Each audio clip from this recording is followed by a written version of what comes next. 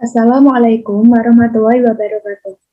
Nama saya Putri Angelis Romah, NIM 2021-53078. Saya dari kelas B, Program Studi Sistem Informasi Fakultas Teknik Universitas Muria Kudus. Di sini saya akan mempresentasikan hasil tugas akhir mata kuliah Analisis dan Perancangan Sistem Informasi. Sebelum itu, saya ucapkan terima kasih kepada dosen pengampu, yaitu Ibu Diana Laili Fitri MKom. Nah, di sini judul saya yaitu Analisis dan Perancangan Sistem Penjualan Fashion pada Toko Fashion XYZ. Toko Fashion XYZ ini merupakan bentuk usaha keluarga yang bergerak di bidang fashion seperti baju, terus aksesoris, dan juga hijab. Nah, Toko Fashion XYZ ini memasarkan produknya melalui offline dan juga online. Nah, melalui online-nya itu melalui media sosial, WhatsApp, dan juga Facebook. Oke, di sini yang pertama saya akan menganalisa permasalahan yang ada pada Toko Fashion XYZ. Permasalahan yang ada pada Toko Fashion XYZ saat ini yaitu yang pertama, proses pengemasan dan juga pengiriman barang yang lama dikarenakan terbatasnya jumlah karyawan. Nah, di Toko Fashion XYZ ini, karena minimnya karyawan, jadi proses pengemasan produk yang dipesan oleh customer dan juga proses pengirimannya itu sangat lama, terbilang cukup lama.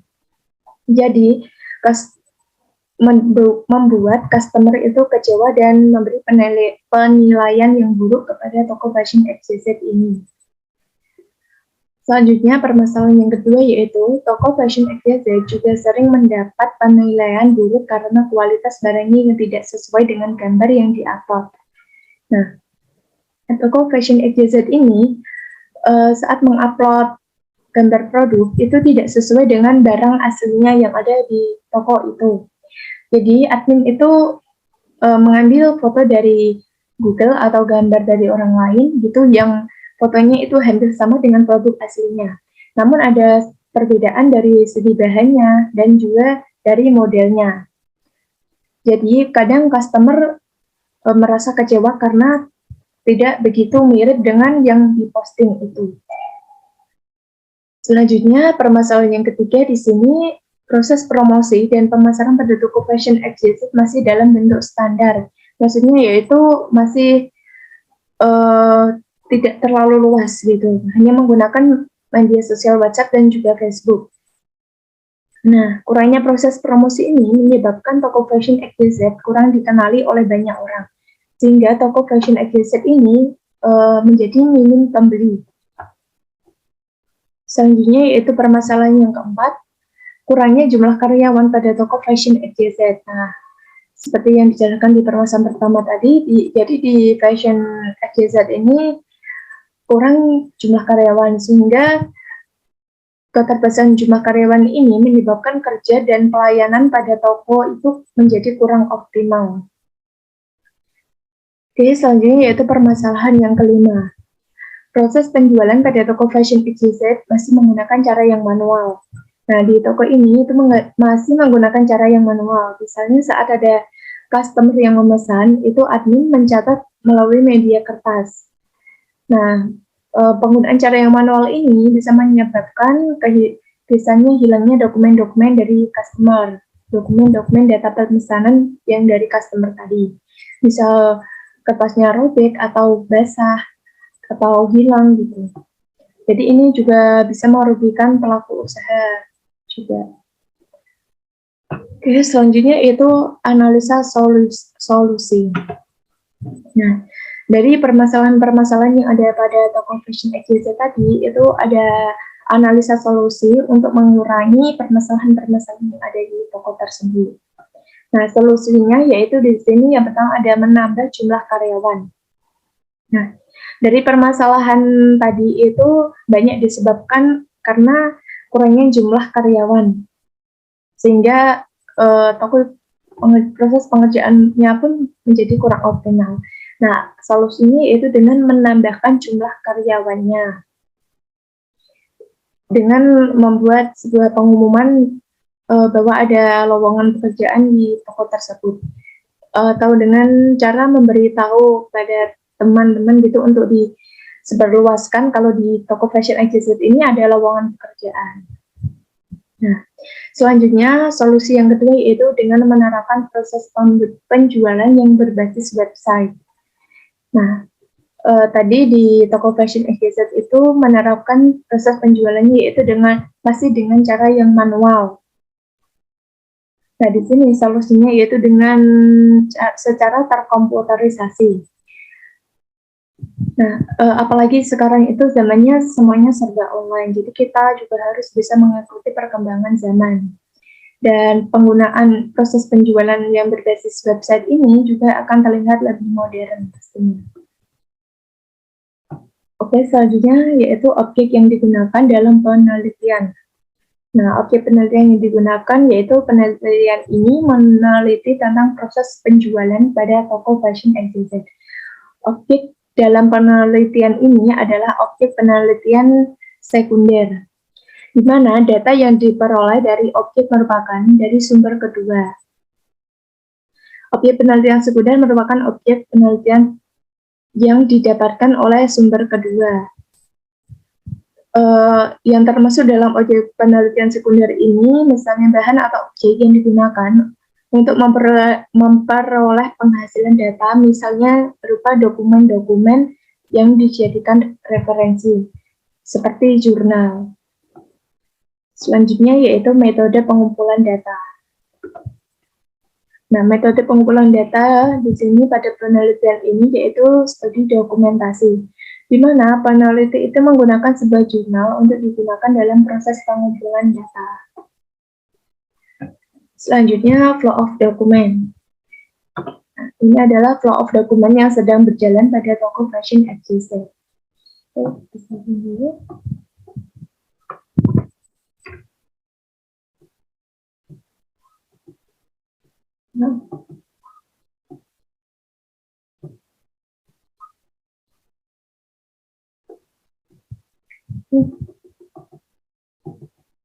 Nah, ini adalah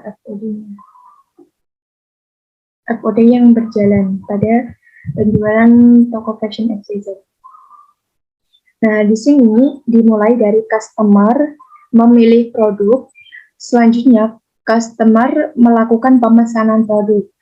Nah, setelah itu karyawan atau admin akan menerima data pesanan dari customer. Lalu, setelah menerima data pemesanan dari customer ini, admin akan melakukan pengecekan produk yang dipesan oleh customer tadi.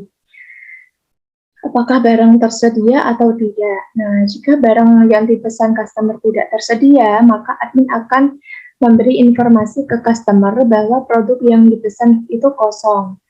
Lalu, customer akan memilih produk yang lain. Nah, sedangkan jika barangnya tersedia, maka di sini admin akan menulis semua pesanan dari customer tadi ke dalam nota penjualan. Nah, setelah itu, admin akan memberi informasi tagihan pembayaran ke customer dengan mengirimkan nota penjualan. Nah, nota penjualan ini dikirimkan kepada pihak customer. Nah, setelah customer menerima nota penjualan tersebut, maka customer akan melakukan pembayaran melalui via bank. Selanjutnya, admin akan menerima bukti transaksi setelah customer lagi melakukan pembayaran. Nah, lalu admin akan mengemas barang yang dipesan oleh customer, selanjutnya akan mengirimkan barang ke customer. Nah, lalu customer akan menerima barang yang dipesan tersebut. Setelah customer menerima, lalu admin akan membuat laporan penjualan. Nah, laporan penjualan ini dirangkap dua, di mana rangkap pertama akan disimpan sebagai arsip oleh bagian admin, dan rangkap kedua ini akan diserahkan kepada bagian pimpinan. Nah, lalu di bagian pimpinan ini, pimpinan akan mengecek laporan penjualan tersebut, lalu jika sudah sesuai, akan menyimpan laporan penjualan tersebut menurut tanggal, dan selesai. Nah, itu adalah flow of dokumen yang proses penjualan di toko fashion XYZ. Oke, selanjutnya yaitu ada HIPO. HIPO atau hierarki plus input proses output merupakan teknik untuk mendokumentasikan sistem pemrograman yang bertujuan menyediakan struktur yang digunakan untuk mengerti fungsi-fungsi sistem dan bertujuan menyatakan fungsi yang akan diselesaikan oleh program. Nah, jadi di konteks diagram ini terdapat sebuah proses yaitu sistem informasi penjualan. Nah, sistem memproses atau mengolah suatu program yaitu proses penjualan. Nah, sistem informasi penjualan ini nanti akan dijabarkan lagi secara lebih rinci pada DFD level 1. Nah, di DFD level 1 ini terdapat beberapa proses. Yang pertama yaitu proses pemesanan, yang kedua proses pembelian, yang ketiga proses pembayaran, yang keempat proses pengiriman, dan yang kelima yaitu proses pembuatan laporan. Oke, selanjutnya yaitu konteks diagram.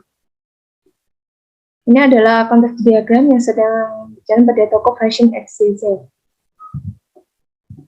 Nah, di sini dimulai customer memberikan data pemesanan kepada pihak admin. Nah, setelah admin menerima data pemesanan dari customer tadi, maka admin akan mencatat seluruh pemesanan customer tadi ke dalam nota penjualan. Nah, nota penjualan ini akan diserahkan kepada pihak customer. Setelah customer menerima nota penjualan, maka customer akan melakukan pembayaran melalui via bank. Nah, setelah customer melakukan pembayaran, sistem akan memproses dan mengeluarkan bukti transaksi yang akan disampaikan kepada admin. Nah, setelah admin ini menerima bukti transaksi pembayaran dari customer tadi, admin akan memproses pesanan customer, akan mengemas dan mengirimkan pesanan customer tersebut. Nah, pesanan tersebut dikirimkan kepada customer, lalu customer akan menerima pesanannya tadi. Setelah itu, customer menerima pesanannya, admin akan membuat laporan penjualan. Nah, laporan penjualan ini akan diserahkan kepada pihak pimpinan. Oke, itu adalah konteks diagram di toko fashion XYZ. Selanjutnya yaitu ada data flow diagram. Nah, ini merupakan data flow diagram pada toko fashion XYZ.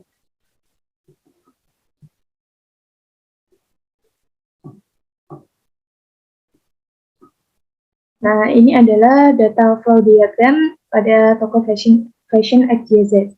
Nah, di sini customer mengirimkan data pemesanan dan diproses oleh sistem proses pemesanan, lalu menghasilkan data pemesanan ini akan diproses di sistem pembelian.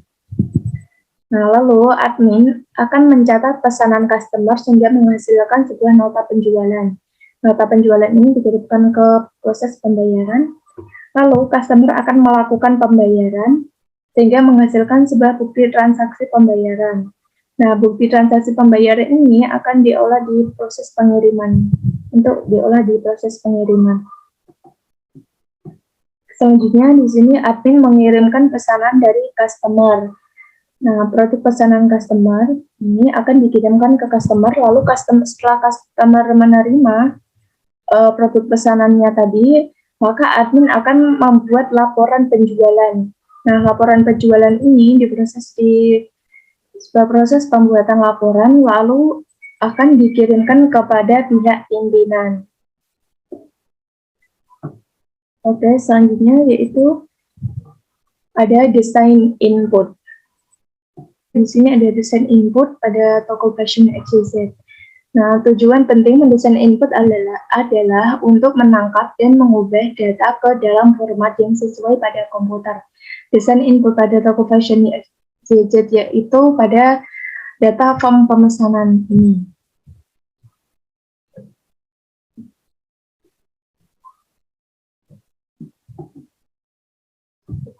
Nah, ini adalah desain input yang ada pada toko fashion XYZ, yaitu pada form data pemesanan. Di sini customer harus memasukkan nama lengkapnya, lalu memasukkan alamatnya dan nomor telepon yang bisa dihubungi dan juga email dari customer. Nah, selanjutnya di sini ada jumlah pesanan dari customer, di mana ini diolah oleh sistem dan tidak bisa diubah oleh customer. Dan total harganya pun juga gitu, diolah oleh sistem, tidak dapat diubah oleh customer.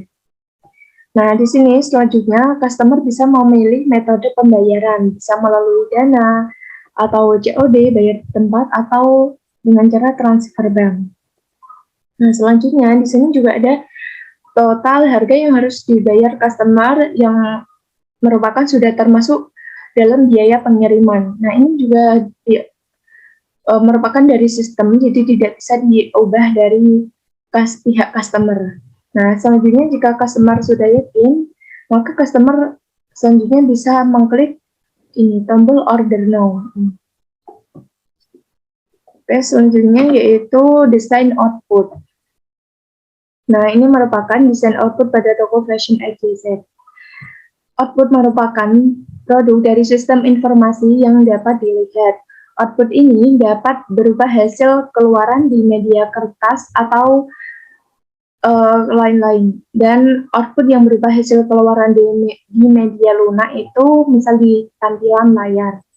Output diklasifikasikan ke dalam beberapa tipe, yaitu output desain output internal dan juga desain output eksternal. Nah, desain output internal ini merupakan output yang dimaksudkan untuk mendukung kegiatan manajemen. Output ini akan tetap tinggal di dalam perusahaan dan akan disimpan sebagai arsip atau dimusnahkan bila sudah tidak dipergunakan lagi. Nah, selanjutnya yaitu desain output eksternal. Desain eksternal atau external output adalah output yang akan didistribusikan kepada pihak luar yang membutuhkannya, seperti faktur, cek, tanda terima pembayaran, dan lain sebagainya. Oke, nah di desain output internal ini ada dua macam output internal. Yang pertama yaitu ada desain output secara umum, dan yang kedua yaitu ada desain output cetakan. Nah, desain output cetakan ini meliputi ada beberapa, yaitu yang pertama ada notice report, yang kedua ada equipoise report, yang ketiga ada variance report, dan yang keempat ada comparative report.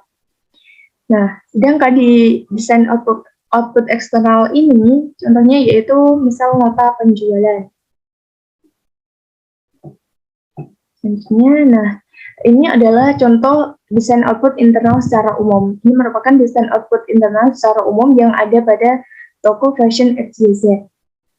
Nah, di sini kode output AA001, nama outputnya laporan penurunan penjualan, tipe outputnya merupakan internal, media outputnya yaitu kertas, alat outputnya yaitu printer, jumlah tembusan 2, dan didistribusikan sebagai untuk di penjualan dan juga untuk pimpinan, dan periodenya yaitu tiap bulan.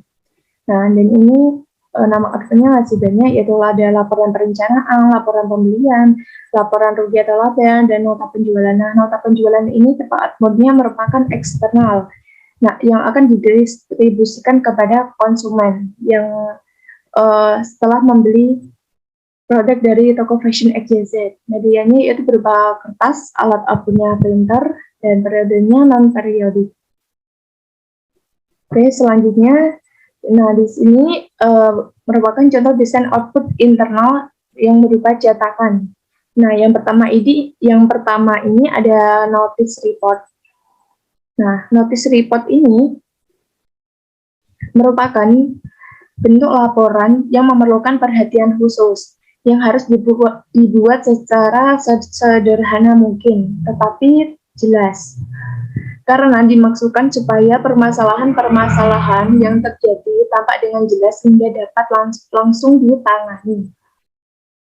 Nah, di sini contoh toko fashion XYZ, laporan penurunan jumlah penjualan pada bulan Desember 2021. Nah, daerah penjualan di Kudus mengalami penurunan yaitu 12%, di Pati penurunannya yaitu 10,40%, di Jepara 14,50%, dan di Demak penurunannya yaitu 15%.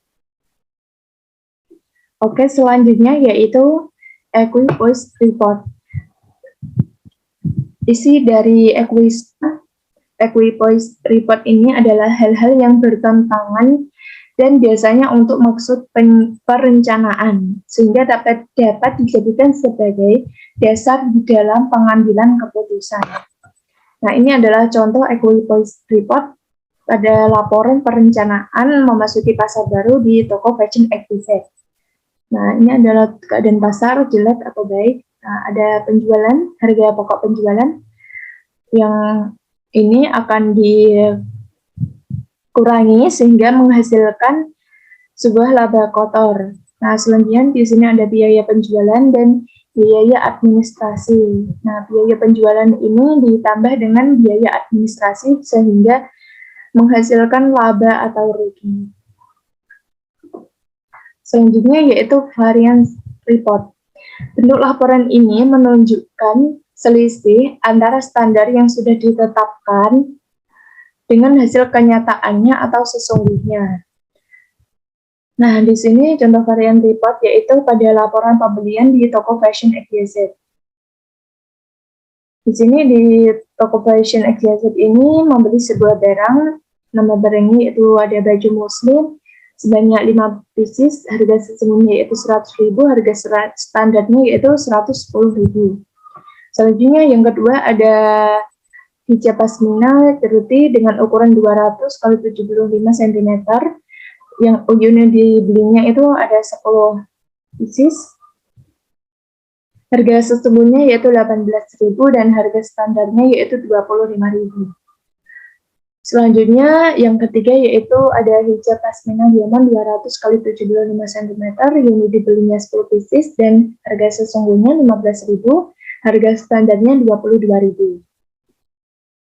Selanjutnya yang keempat, nama barang yang dibeli ada hijab segi 4 Saudia, di sini membeli sebanyak 10 unit dan harga sesungguhnya itu 10.000, harga standarnya 15.000. Yang kelima yaitu ada aksesoris hijab sebanyak 12 pieces, harga sesungguhnya 5.000 dan harga standarnya yaitu 10.000. Nah, lalu ditentukan harga selisihnya. Harga selisih ini didapat dari hasil pengurangan dari harga sesungguhnya dan harga standar. Nah, di sini di baju muslim ini harga sesungguhnya kan 100.000 dan harga standarnya 110. Jadi harga selisihnya merupakan 10.000. Nah, yang lain juga sama. Nah, selanjutnya total selisih ini didapatkan dari harga selisih ini dikali dengan unit yang dibeli. Nah, di sini harga selisihnya 10.000, unit dibeli 5 pieces, sehingga 10.000 dikali 5 pieces yaitu 50.000. Nah, L ini merupakan laba. Nah, selanjutnya setelah ini dikalikan, ini dengan ini dikalikan, selanjutnya harga selisih ini dijumlah dan jumlahnya yaitu 34.000 dan total selisihnya jika dijumlahkan yaitu 300.000. Oke, selanjutnya yaitu comparative report. Nah, bentuk laporan ini adalah untuk membandingkan antara satu hal dengan hal lainnya. Misalnya pada laporan rugi atau laba atau neraca perbandingan, dapat dibandingkan antara nilai-nilai elemen tahun berjalan dengan tahun-tahun sebelumnya. Nah, ini adalah contoh comparative report neraca perbandingan pada toko Fashion XYZ. Nah, di sini dibandingkan pada tahun sebelumnya yaitu 2019 dan juga 2020. Nah, ini harusnya 2019 dan 2020. Nah, di sini ada aktiva lancar, aktiva tetap, total aktiva ini didapatkan dari hasil penjumlahan dari aktiva lancar dan juga aktiva tetap. Nah, selanjutnya di sini ada pasifa, hutang lancar, hutang jangka panjang, modal saham, laba ditahan. Nah, selanjutnya ini akan dijumlahkan. Nah, hasil total aktiva ini dengan total pasifa ini harus balance. Kalau tidak balance berarti ada kesalahan dalam penjumlahannya atau dalam menginput harganya. Nah, selanjutnya yaitu desain output eksternal. Output eksternal atau external output adalah output yang akan didistribusikan kepada pihak luar yang membutuhkannya, seperti faktur, cek, tanda terima, pembayaran, dan lain sebagainya. Nah, di sini desain output eksternal pada toko fashion XYZ ini yaitu nota penjualan. Nah, di sini terdapat nama toko dan jalan dan juga nomor telepon di toko fashion XYZ. Nah, di sini ada tanggal pemesanan customer, nama customer, dan juga alamat customer. Nah, ini adalah barang-barang yang dipesan oleh customer. Kode barangnya ada A012 dengan jumlah yang dipesan yaitu 2 unit, dan harga satuannya yaitu 50.000, sehingga jika dikalikan 2 yaitu 100.000. Nah, selanjutnya ada kode barang C003 dengan jumlah pemesanan yaitu 1, harga satuannya yaitu 150.000. Jadi totalnya 150.